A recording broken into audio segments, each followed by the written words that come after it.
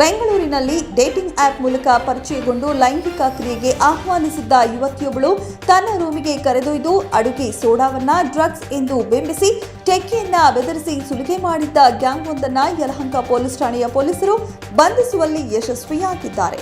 Silicon city Bengaluru ನಗರದಲ್ಲಿ software ಕಂಪನಿಯೊಂದರಲ್ಲಿ ಕೆಲಸ ಮಾಡುತ್ತಿದ್ದ ಯುವಕನನ್ನ ಫಂಬಲ್ ಎಂಬ ಡೇಟಿಂಗ್ ಆಪ್ ಮೂಲಕ ಪರಿಚಯ ಮಾಡಿಕೊಂಡ ಯುವತಿಯೊಬ್ಬಳು ಆತನನ್ನ ಲೈಂಗಿಕ ಸಂಪರ್ಕದ ಆಮಿಷ ಒಡ್ಡಿ ತನ್ನ ರೂಮಿಗೆ ಕರೆದೊಯ್ದಿದ್ದಾಳೆ.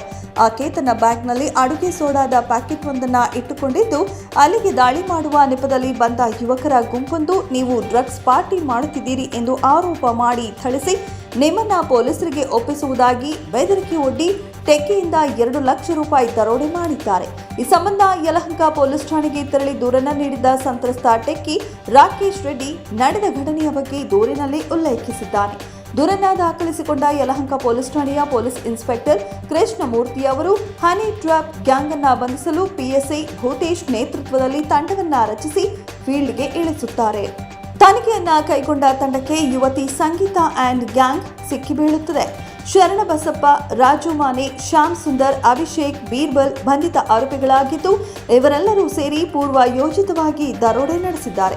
ಆರೋಪಿಗಳನ್ನು ವಶಪಡಿಸಿಕೊಂಡಿರುವ ಯಲಹಂಕ ಪೊಲೀಸ್ ಠಾಣೆಯ ಪೊಲೀಸರು ವಿಚಾರಣೆಗೆ ಒಳಪಡಿಸಿದ್ದು ಮತ್ತಷ್ಟು ಜನ ಗ್ಯಾಂಗ್ ಸದಸ್ಯರು ಇದ್ದಾರಾ ಎಂಬ ಹಿನ್ನೆಲೆಯಲ್ಲಿ ತನಿಖೆ ಮುಂದುವರೆಸಿದ್ದಾರೆ. ಡೇಟಿಂಗ್ ಆಪ್ ಬಳಸಿಕೊಂಡು ಈ ರೀತಿಯ ಹನಿ ಟ್ರ್ಯಾಪ್ ಮೂಲಕ ದರೋಡೆ ಮಾಡಿದ ಈ ಗ್ಯಾಂಗ್ ವಿರುದ್ಧ ಇನ್ನಷ್ಟು ಜನರನ್ನ ಇವರು ವಂಚನೆ ಮಾಡಿ ಮೋಸ ಮಾಡಿರಬಹುದು ಎಂಬ ಶಂಕೆ ವ್ಯಕ್ತವಾಗಿದೆ.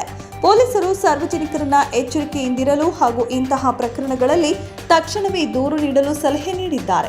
ಈ ಕಾರ್ಯಾಚರಣೆಯನ್ನ ಬೆಂಗಳೂರು ನಗರ ಈಶಾನ್ಯ ವಿಭಾಗದ ಡಿಸಿಪಿ ಸಜಿತ್ ವಿಜೆ ಅವರ ನಿರ್ದೇಶನದಂತೆ ಯಲಹಂಕ ಉಪವಿಭಾಗದ ಎಸಿಪಿ ನರಸಿಂಹಮೂರ್ತಿ ಅವರ ಮಾರ್ಗದರ್ಶನದಲ್ಲಿ ಯಲಹಂಕ ಪೊಲೀಸ್ ಠಾಣೆಯ ಪೊಲೀಸ್ ಇನ್ಸ್ಪೆಕ್ಟರ್ ಕೃಷ್ಣಮೂರ್ತಿ ಅವರ ನೇತೃತ್ವದಲ್ಲಿ ಪಿಎಸ್ಐ ಭೂತೇಶ್, ಎಎಸ್ಐ ಮೋಹನ್ ನಾಯಕ್, ಸಿಬ್ಬಂದಿಗಳಾದ ಮಧು, ಪಾಂಡುರಂಗ ನಾಯಕ್, ರಾಘವೇಂದ್ರ ಅವರುಗಳ ತಂಡ ಹನಿ ಟ್ರ್ಯಾಪ್ ಗ್ಯಾಂಗ್ ಅನ್ನು ಬಂಧಿಸುವಲ್ಲಿ ಯಶಸ್ವಿಯಾಗಿದ್ದಾರೆ.